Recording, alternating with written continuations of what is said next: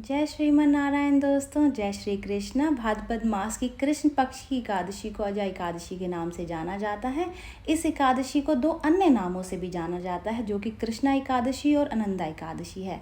अजय एकादशी का व्रत बहुत ही शुभ फल देने वाला है और उत्तम व्रतों में से एक है। हिंदू मान्यता के अनुसार अजय एकादशी का जो ये व्रत है वो अश्वमेघ यज्ञ के समान पुण्य फल देने वाला और मोक्ष प्रदान करने वाला है। आज आप इस वीडियो के माध्यम से जानेंगे अजय एकादशी की तिथि और मुहूर्त क्या है, महत्व क्या है, व्रत की कथा, व्रत विधि एवं पूजा विधि और क्या सावधानियां आपको अजय एकादशी के दिन बरतनी चाहिए। कौन से 3 कार्य हैं जो कि इस एकादशी के दिन करने वर्जित माने जाते हैं।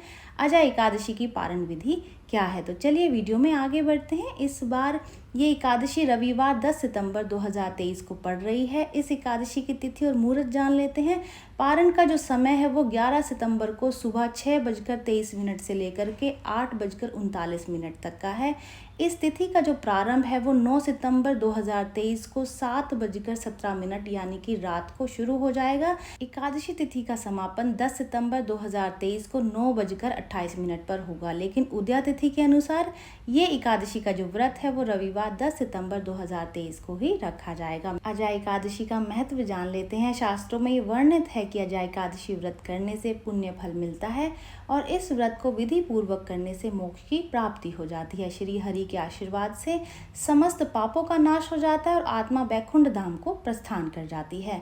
अजय एकादशी की व्रत विधि एवं पूजा विधि भी जान लेते हैं। दशमी तिथि से ही अजय एकादशी का जो व्रत है वो आरंभ करके व्रत का संकल्प एकादशी की तिथि को लेना चाहिए। सुबह ब्रह्म मुहूर्त में उठ करके सारे नित्य कर्मों से निवृत्त हो जाएं। स्नान करने के बाद में साफ कपड़े पहने और भगवान विष्णु का स्मरण करें। पूर्व दिशा में चौकी रखें और उस पर पीला कपड़ा बिछा करके भगवान विष्णु की फोटो को स्थापित करें। अगर आपके पास में मूर्ति है तो आप मूर्ति भी स्थापित कर सकते हैं। मिट्टी का कलश स्थापित करें। भगवान विष्णु की प्रतिमा को पंचामृत से स्नान करवा करके नैवेद्य अर्पित करें, फूल अर्पित करें, धूप दीप से आरती करें। यदि आप स्वयं ये पूजा नहीं कर सकते तो किसी योग्य विद्वान ब्राह्मण से पूजन करवा सकते हैं। विष्णु सहस्त्र नाम और लक्ष्मी अष्टोत्तर शतनामवली स्तोत्र का पाठ करें। फूल, फल, पान, सुपारी, नारियल, लौंग ये सभी आप श्री हरि को अर्पित करें। ओम अच्युताय नमः इस मंत्र का 108 बार जाप करें। पूरे दिन निराहार रहें। शाम के समय भगवान विष्णु की प्रतिमा के सामने गाय के घी का दीपक जलाएं। पूजा करने के बाद में अजय एकादशी की व्रत कथा जरूर से सुने। उसके बाद में फलहार करें। दूसरे दिन द्वादशी को सुबह ब्राह्मणों को भोजन करा करके तथा दक्षिणा दे करके विदा करें। उसके बाद में खाना खाएं। अगले दिन द्वादशी को ब्राह्मणों को भोजन करवा करके यथाशक्ति आपको दान दक्षिणा दे करके उनको संतुष्ट जरूर से करना है। व्रत की रात को जागरण अवश्य करें। इस व्रत के दिन दुर्वासनों से दूर रहें और सात्विक जीवन जिएं। एकादशी के दिन आपको क्या नहीं करना चाहिए, कौन से 3 कार्य हैं जिनको इस एकादशी के दिन खास करके नहीं करना चाहिए। इस व्रत के दिन दुर्वासनों से दूर रहें और सात्विक जीवन जिएं। इस एकादशी के दिन ये 3 ऐसे कार्य हैं जिनको कि कदाचित नहीं करना चाहिए, वरना आपका व्रत सफल नहीं होगा। तो पहला कार्य है कि इस दिन स्त्रियां सिर से स्नान ना करें, यानी कि बाल ना धोएं, ना ही बाल कटवाएं। भोजन में चावल का ना ही सेवन करें और ना ही किसी को परोसें। व्रत करने वाले व्यक्ति को इस दिन ब्रह्मचर्य का पालन अवश्य ही करना चाहिए। अगर वो ऐसा नहीं करते हैं तो उनका जो ये व्रत है वो खंडित हो जाएगा। कुछ सावधानियां भी अजय एकादशी के दिन जरूर से रखनी चाहिए। वो सावधानियां इस प्रकार हैं। घर में अजय एकादशी की अगर आप पूजा कर रहे हैं, व्रत कर रहे हैं तो प्याज, लहसुन और तामसिक भोजन घर पर नहीं बनाएं। अजय एकादशी के दिन भूल करके भी चावल नहीं खाने चाहिए। विष्णु पुराण के अनुसार एकादशी पर चावल खाने से पुण्य फल नष्ट हो जाते हैं, क्योंकि चावल को हविष्य अन्न कहा गया है, यानी कि ये देवताओं का भोजन है। इसलिए इस व्रत के दौरान चावल का सेवन नहीं किया जाता। हालांकि किसी भी एकादशी के दिन ना चावल बनाया जाता है, ना खाया जाता है और ना ही किसी को परोसा जाता है। अजय एकादशी तिथि पर जौ, मसूर की दाल, बैंगन और सेम फली भी नहीं खानी चाहिए। एकादशी पर भगवान विष्णु की पूजा में मीठा पान चढ़ाया जाता है, इसलिए इस दिन पान खाना भी वर्जित माना जाता है। एकादशी के दिन मांस, मदिरा और जैसा कि बताया प्याज, लहसुन जैसी तामसिक चीज़ों से दूर रहना चाहिए। इस दिन किसी दूसरे व्यक्ति के द्वारा दिया गया अन्न भी ग्रहण नहीं करना चाहिए, इससे पुण्य नष्ट हो जाते हैं। दोनों ही समय सुबह और शाम को नहा करके साफ सुथरे कपड़े पहन करके ही पूजा करें। घर में शांति का माहौल बनाए रखें। पूजा शुरू करने से पहले ओम नमो भगवते वासुदेवाय नमः इस मंत्र का 108 बार जाप करें। अपने व्रत का समापन पारण के साथ में ज़रूर से करें। अचा एकादशी के व्रत में शकरकंद, कुट्टू, आलू, साबूदाना, नारियल, काली मिर्च, सेंधा नमक, दूध, बादाम, अदरक, चीनी, इन सभी पदार्थों को आप खाने में शामिल कर सकते हैं। अजा एकादशी की पारण विधि जान लेते हैं। पारण का अर्थ व्रत तोड़ना, व्रत खोलना कहा जाता है। द्वादशी तिथि समाप्त होने के भीतर ही पारण करें। द्वादशी में पारण ना करना अपराध के समान माना जाता है। व्रत तोड़ने से पहले हरि वासरा के खत्म होने का इंतजार करें। हरि वासरा के दौरान पारण नहीं करना चाहिए।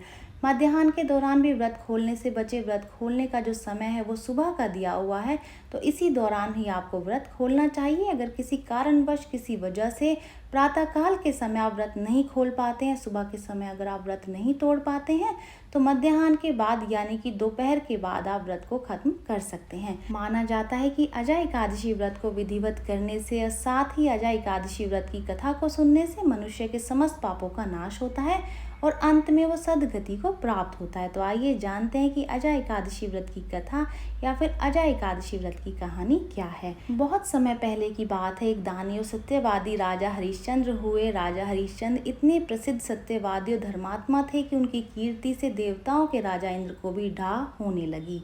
डाह का मतलब है कि वो उनसे ईर्ष्या करने लगे। इंद्र ने महर्षि विश्वामित्र को हरिश्चंद्र की परीक्षा लेने के लिए उकसाया।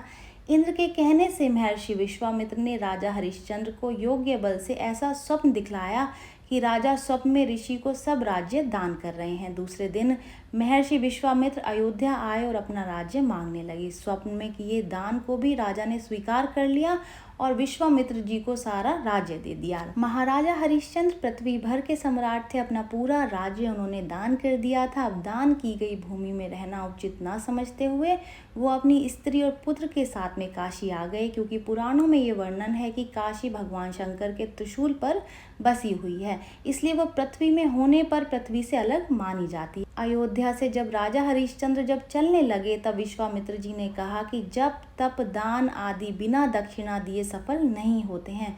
तुमने इतना बड़ा राज्य दिया है तो दक्षिणा में 1000 सोने की मोहरें और दो। राजा हरिश्चंद्र के पास अब धन कहाँ था।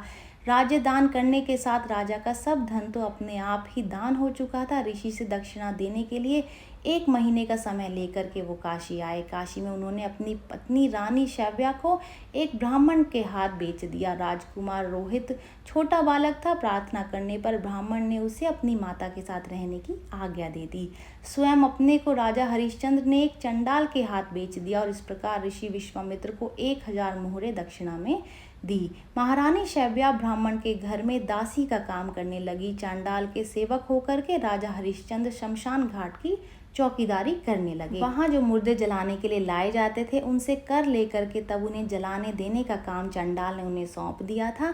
एक दिन शमशान भूमि की तरफ गौतम ऋषि आ गए। राजा ने ऋषि को प्रणाम किया। गौतम ऋषि ने उनसे कहा कि किसी पूर्व जन्म के पाप के कारण आपकी ऐसी दशा हुई है। यदि तुम भाद्रपद कृष्ण एकादशी का व्रत करो, राजा एकादशी व्रत की कथा सुनो, तो तुम्हारा इस हालत से उद्धार हो जाएगा। राजा ने ऋषि की बात मान करके अजा एकादशी का व्रत वो करने लगे। एक दिन राजकुमार रोहित ब्राह्मण की पूजा के लिए फूल चुन रहे थे। उन्हें सांप ने काट लिया। सांप का विष झटपट शरीर में फैल गया और रोहित मर करके भूमि पर गिर पड़े। उनकी माता महारानी शैव्या न कोई धीरज बंधाने वाला उनके पास था, न ही उनके पुत्र की देह शमशान पहुंचाने वाला कोई था। वो रोती बिलखती पुत्र की देह को हाथों पर उठाए अकेली रात के समय में शमशान पहुंची।